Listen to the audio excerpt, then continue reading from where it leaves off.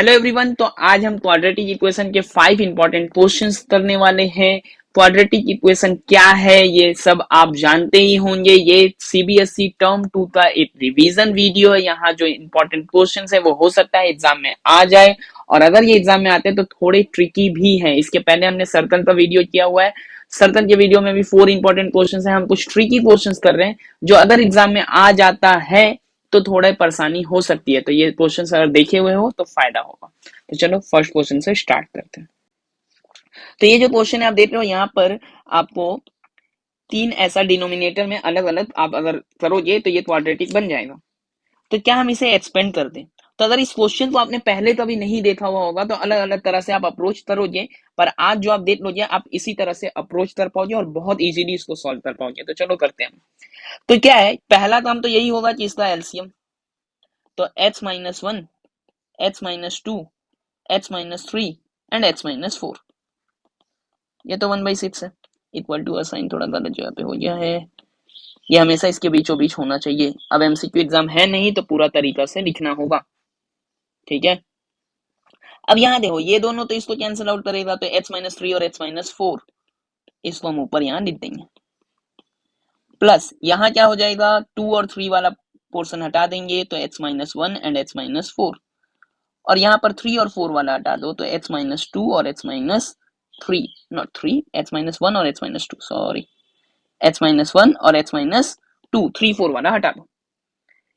इसके बाद इनको हम एक्सपेंड कर देंगे, यानी H square minus three H minus four H plus 12 plus, अब इसको करते हैं, H square minus H minus four H plus four, फिर इधर आ जाए तो H square minus H minus two H और प्लस टू।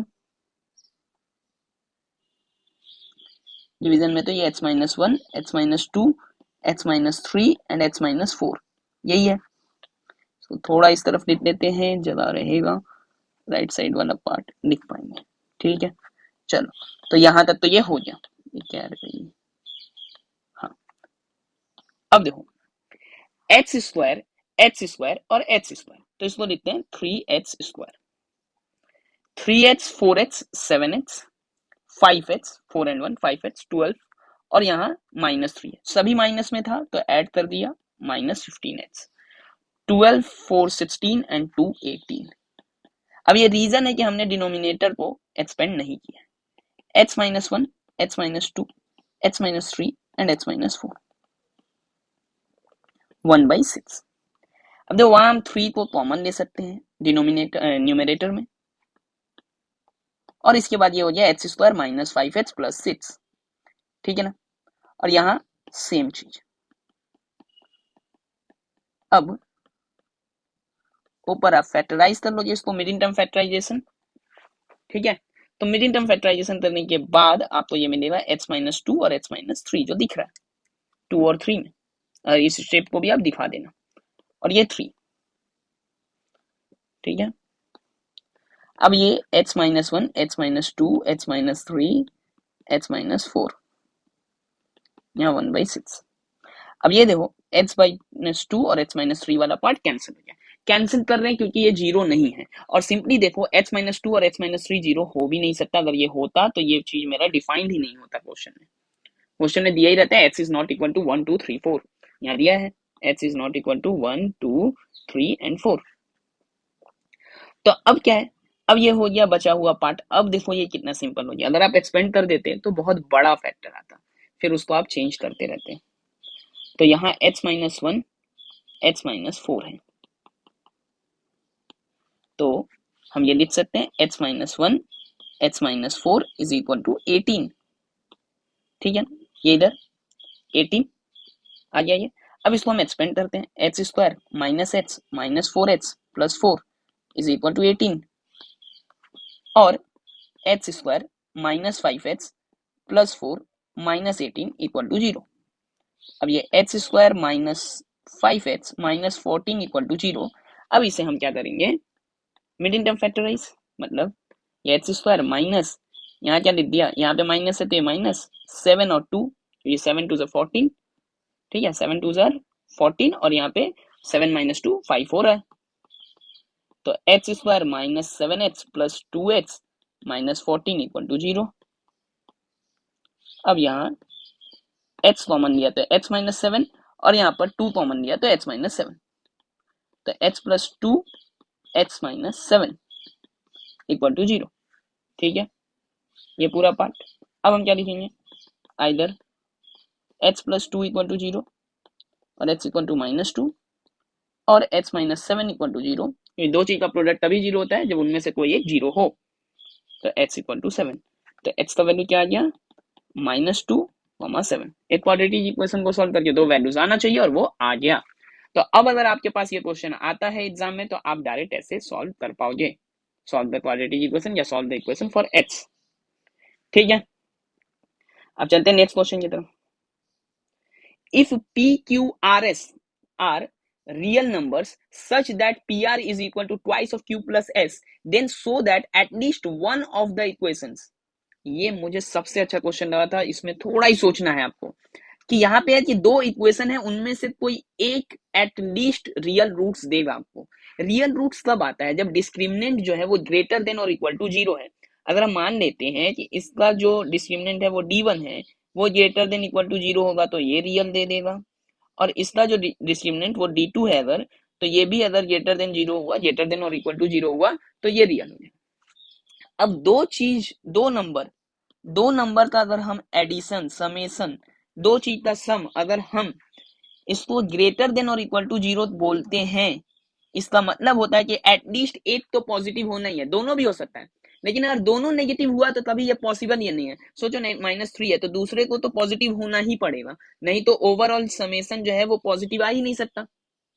ठीक है, पॉजिटिव या 0 आ ही नहीं सकता, तो ये रियल आएगा। इसका मतलब क्या है कि इन दोनों में से कोई एक रियल आना मतलब कोई एक पॉजिटिव आना। सो अल्टीमेटली हमें यही प्रूव करना है कि d1 d2 जो है वो ग्रेटर देन इक्वल टू 0। तो अब हमें थोड़ा सा दिमाग में क्लियर हो गया कि ये at least one has real root का मतलब क्या हुआ यहाँ पे कि d1 plus d2 greater than 0 हमें प्रूव करना है। अब ये जैसे ही समझ में आ गया तो हम d1 d2 लिख भी देंगे, तो d1 जो है वो क्या हो जाएगा मेरा, यहाँ पे दिख ही रहा है p square minus 4q। P square minus 4q क्या होता है, एक इक्वेशन जो a x square plus b x plus c equal to 0 है, उसके लिए हमारा डिस्क्रिमिनेंट जो है वो क्या हो जाता है, बी स्क्वायर माइनस 4ac। अब यहाँ पे तो ए के जगह पे 1 है, इस केस में भी अगर देखें तो यहाँ पर भी ए के जगह पे 1 ही है, तो d2 क्या हो जाएगा हमारा, d2 हो जाएगा आर स्क्वायर माइनस 4s, क्योंकि वो जो 1 है वो लिखोगे तो भी वो 1 ही रह गया। अब अगर हम d1 प्लस d2 करते हैं, d1 प्लस d2, तो ये P square plus Q square minus 4q minus 4s। अब यहाँ देखो P square plus Q square, और ये चीज भी दिमाग में आएगा ना, पॉजिटिव या ग्रेटर देन इक्वल टू 0 ना, तो इसका सबसे आसान तरीका है कि कोई अगर परफेक्ट स्क्वायर हो जाए, क्योंकि परफेक्ट स्क्वायर तो वो ग्रेटर देन और इक्वल टू 0 ही होगा, तो वही अगर दिखा देते हैं कि स्क्वायर दिखा देते हैं तो काम खत्म हो जाएगा हमारा, और वही देखेंगे हम क्या कर सकते हैं। तो यहाँ पर हमने 4 कॉमन रखा तो q प्लस एस हो गया। इसको कुछ इस तरह लिख देते हैं कि 2 इंटू 2qs। अब भाई 2q प्लस एस क्या है, पी आर है, तो ये हो गया P square plus R square minus 2 into इसके जगह पे पी आर, तो ये p माइनस आर का स्क्वायर हो गया। अब ये p माइनस आर का स्क्वायर हो गया, इसका मतलब ही क्या हो गया कि ये वैल्यू जो है वो ग्रेटर देन इक्वल टू 0, मतलब एटलीस्ट एक तो पॉजिटिव होने वाला है, यानी एटलीस्ट इसका एक रूट तो रियल होने वाला। तो अब इस क्वेश्चन को देख लेते हैं, if alpha and beta are the roots of quadratic equations. ठीक है, इनका रूट्स है अल्फा और बीटा, तो हमें अल्फा और बीटा बताया गया कि इसका रूट है, और अल्फा बीटा में रिलेशन भी दिया हुआ है यहाँ पर, और बोला गया है कि आप ए का वैल्यू बताओ। तो अगर किसी का रूट अल्फा और बीटा होता है तो हमें इसके बारे में पहले जो पता है पहले वो लिख लेंगे। क्या पता है कि अल्फा प्लस बीटा मतलब सम ऑफ द रूट्स क्या होता है, अगर a x square plus b x plus c equal to 0 equation है तो इसका रूट क्या होता है, माइनस बी बाई ए। हमेशा पेरेंट इक्वेशन पे चले जाओ तो याद रहेगा। तो ये था सम ऑफ द रूट्स, और c बाई ए था प्रोडक्ट ऑफ द रूट्स। तो यहां से ये भी क्या आ गया मेरा, -6 बाई ए यानी 1 ही है, और product of roots alpha beta जो है, अल्फा बीटा वो जो है मेरा आ गया a, क्योंकि ये c बाई ए तो 1 है, मतलब ये वाला ए, इसमें जो ए है वो 1 है, यहाँ वो एक ही वेरिएबल आ जा रहा है, उससे दिक्कत ना हो। ठीक है, ऐसे इसको वेरिएबल नहीं, हम आर्बिट्री कांस्टेंट बोलते हैं।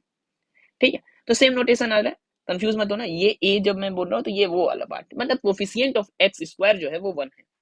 ठीक है, और यहां से दो इंफॉर्मेशन मिल ही गया है, और यहां भी एक इंफॉर्मेशन हमारे पास है कि 3 alpha plus 2 beta is equal to 20। तो हमें यहाँ पे ये चीज तो मिल रहा है कि अल्फा रख दो, तो फिर 2 alpha plus 2 beta is equal to 20। यानी इसका मतलब क्या हो गया कि अल्फा अगर हम रख लेते हैं यहाँ, और यहाँ पे 2 अल्फा प्लस बीटा डाल देते हैं, alpha plus beta is equal to 20। तो अल्फा, अब अल्फा प्लस बीटा तो -6 था यहाँ से ही। अच्छा, यहाँ एक चीज गड़बड़ है, देखो माइनस बी बाई ए होता है तो ये +6 होगा। क्यों होगा? क्योंकि यहाँ पे बी का वैल्यू माइनस है, तो यहाँ ऐसा लिखेंगे ना, -6/1, तो ये 6 हो जाएगा। ठीक है, तो 2 इंटू 6 इज इक्वल टू 20, यानी alpha plus 12 is equal to 20, यानी अल्फा इक्वल टू क्या हो जाएगा, 20 माइनस 12, अल्फा हो गया 8। अब जैसे ही अल्फा 8 हुआ, हमें बीटा भी मिल जाएगा, क्योंकि alpha plus beta is equal to कितना, 6। तो अल्फा का वैल्यू जैसे ही 8 है प्लस बीटा 6, तो यहां से हमें बीटा मिल जाएगा 6 माइनस 8, यानी बीटा हो गया -2। लेकिन हमसे ना अल्फा पूछा है ना बीटा, हमसे पूछा गया है ए, और ए के लिए है अल्फा इंटू बीटा, तो ए डाल दिया हमने अल्फा इंटू बीटा। तो अल्फा का वैल्यू क्या है, अल्फा का वैल्यू है 8 और बीटा का वैल्यू है -2, देयरफॉर ए जो है वो हो गया -16। तो यहाँ जो ए पूछा गया था वो हो गया -16। तो देखो 3 क्वेश्चन हमारा हो गया है और 2 बाकी है। ठीक है, चलो, ये 2015 में आया हुआ क्वेश्चन है सीबीएसई का। So if the quadratic equation this has equal roots, equal roots मतलब b square minus 4ac equal to 0। फिर से ये जो b square minus 4ac equal to 0 या फिर b square is equal to 4ac, ये कौन सा बी है, ये इस वाले फॉर्मूला से। ठीक है, इसको मिला मत देना। यहाँ क्या है, ये आपका कोफिशिएंट ऑफ एक्स स्क्वायर और कांस्टेंट टर्म, उनका रिलेशन है। और यहां से बोला गया ये अगर ऐसा है तो प्रूव करना है हमें B square is equal to C square plus 1 plus A square. तो यहां से हम देख लेते हैं ना, कोफिशिएंट ऑफ एक्स स्क्वायर, उसको इस इक्वेशन में ए समझेंगे, इसको हम लोग बी समझेंगे, और इसको हम लोग सी समझेंगे। इसका मतलब क्या हो गया कि 2a बी इसका जो स्क्वायर है वो इक्वल हो जाएगा 4 times of 1 plus A square and B square minus C square. Simple, coefficient of X का स्क्वायर, कोफिशिएंट ऑफ एक्स जो है उसका स्क्वायर, ये इक्वल होगा 4 times of coefficient of X square and the constant term. यही बात होता है ना बी स्क्वायर 4ac का मतलब। अब बस हमें इसको एक्सपेंड करना है, तो यहाँ से हो गया 4a स्क्वायर बी स्क्वायर। अब जो हमें प्रूव करना है उसके लेफ्ट साइड में बस बी स्क्वायर है, तो कहीं ना कहीं से तो हमें ए स्क्वायर को कैंसिल करना है, और 4 भी नहीं है वो तो दिख रहा है, कैंसिल हो जाएगा, तो 4 हो गया। अब इसे करते हैं मल्टीप्लाई, अब ए स्क्वायर ये इससे मल्टीप्लाई हो गया अपना बी स्क्वायर। ठीक है, ये इससे मल्टीप्लाई हुआ तो हो गया ए स्क्वायर बी स्क्वायर। ठीक, अब यहाँ पे अरे ये तो और मजेदार हो गया, बहुत आसान। तो ये हो गया सी स्क्वायर, और यहाँ पे हो गया ये माइनस ए स्क्वायर सी स्क्वायर। देखो माइनस सी स्क्वायर मल्टीप्लाई नहीं है, तब 4 से भी कर देते हैं, तो 4b square plus 4a square b square minus 4c square minus 4a square सी स्क्वायर कर देते हैं। यहाँ पे -4 कॉमन रख दिया, तो सी square plus A square C square, तो ये हो गया बी स्क्वायर, और ये -4 तो कैंसल आउट, यहाँ C square common 1 plus A square, तो B square is equal to C square 1 plus A square. बस क्या है, अगर आप बेसिक को फॉलो करते तो ये सब बन जाएगा, लेकिन अचानक से ये थोड़ा सा बड़ा A B H B square C square, इसको देख के लोग कंफ्यूज हो जाते हैं, बाकी और कुछ नहीं है इसमें। ठीक है, आप देखो जितना भी क्वेश्चन है वो सब बेसिक नॉलेज से ही बनेगा। आपको अगर वो सारा चीज याद है कि डिस्क्रिमिनेंट का वैल्यू जो है वो था बी स्क्वायर माइनस 4ac, आपका डी जो है वो ग्रेटर देन 0 होने से रियल एंड डिस्टिंक्ट हो जाएगा, डी लेस देन 0 होना मतलब इमेजिनरी हो जाएगा, और डी इक्वल टू 0 मतलब रियल एंड इक्वल रूट्स हो जाएगा। ठीक है, फिर आता है आपका सम ऑफ द रूट्स के लिए आपका -b/a, प्रोडक्ट ऑफ रूट्स के लिए आता है c/a। यही बेसिक अगर पता है तो ये सारा सम बन जाएगा। जितना भी क्वेश्चन है। पहला वाला क्वेश्चन मिडिल टर्म फैक्टराइजेशन और थोड़ा अलजेब्रा का नॉलेज चाहिए था, ठीक है। ये लास्ट सम अभी आने वाला है। अब देखो सीबीएसई टर्म 1 का भी जो हमने रैपिड रिवीजन किया था उससे बहुत सारा क्वेश्चन मैच किया था, आप चाहो तो मिला सकते हो। तो इसको भी ज्यादा से ज्यादा लोगों को शेयर कर देना, और चैनल पे नए हो तो सब्सक्राइब भी कर देना। आप देख के चले जाते हो, सब्सक्राइब कर दिया करो, तो क्या है कि नेक्स्ट वीडियो भी आपको पता चल जाएगा कि कब आ रहा है। तो ये आज का लास्ट क्वेश्चन है। If the roots of the equation a minus b x square plus b minus c x plus c minus a equal to 0 are equal, roots equal है तो प्रूव करना है 2a equal to b plus c. इस question को थोड़ा घुमा के ऐसा भी लिख दिया जाता है कि a b c are in AP, prove करना है a b c are in AP. तो a b c are in AP या फिर 2a इक्वल टू, सॉरी यहाँ पे है 2a इक्वल टू मतलब B A C are in AP, ठीक है। चीज वही है, थोड़ा सा ना, बी ए सी क्योंकि जो बीच में होता है वही उसी का चॉइस। तो B A C are in AP ऐसा भी दिया जा सकता है, ठीक है। तो चलो इस क्वेश्चन को बनाते हैं। क्या चाहिए हमें, इसका स्क्वायर करना है, एक्स का जो कोफिशिएंट है उसका स्क्वायर करना है, और इसका स्क्वायर जो है वो 4 टाइम्स ए माइनस बी और सी माइनस ए के इक्वल होने वाला है। बस यही तो है। तो इसको कर देते हैं यहाँ दोनों साइड से। तो ये हो गया मेरा B square plus c square minus 2bc, ठीक है। और यहाँ से राइट साइड में ये देख लेते हैं 4 है इधर, यहाँ से क्या आ गया ए सी माइनस बी सी माइनस ए स्क्वायर और प्लस में ए बी। तो यहाँ B square plus c square, यहाँ पर है माइनस 2bc, यहाँ हो गया 4ac minus 4bc minus 4a square plus 4ab। अब थोड़ा दिमाग लगा लो, यहाँ प्रूफ करने को ये दिया गया है, हमें एक फॉर्मूला पता है a plus b plus c का जो स्क्वायर है वो होता है a square b square plus c square plus twice a b b c c a. अब यहाँ अगर 2a है तो a की जगह अगर हम लोग 2a रख लेते हैं तो काम बन जाएगा, क्योंकि अगर हम इसके स्क्वायर को मतलब 2a प्लस बी प्लस सी, इससे भी काम नहीं हो माइनस यहाँ रख देते हैं, इसका स्क्वायर को जीरो प्रूफ करेंगे। तो अगर ये जीरो होता है तो स्क्वायर हटाने के बाद भी ये जीरो होगा और फिर प्रूफ हो जाएगा। समझ में आ रहा है हम कहाँ जाना चाह रहे हैं। तो अब ये लास्ट स्टेप देखो, मतलब लास्ट ऐसा चेंजिंग वाला स्टेज जहाँ पे हम कुछ नया फॉर्मूला इसमें यूज करेंगे, मतलब दूसरा फॉर्मूला इस चैप्टर में जो चल रहा है उससे दूसरा फॉर्मूला जो यूज करेंगे वो बस यहीं पे यूज होना है। इसको अरेंज करेंगे हम उस तरह से पहले। तो 2bc है और यहाँ पे है माइनस 4bc, माइनस 2bc यहाँ पे प्लस 4bc, यहाँ minus 4ac plus 4a square minus 4ab equal to 0।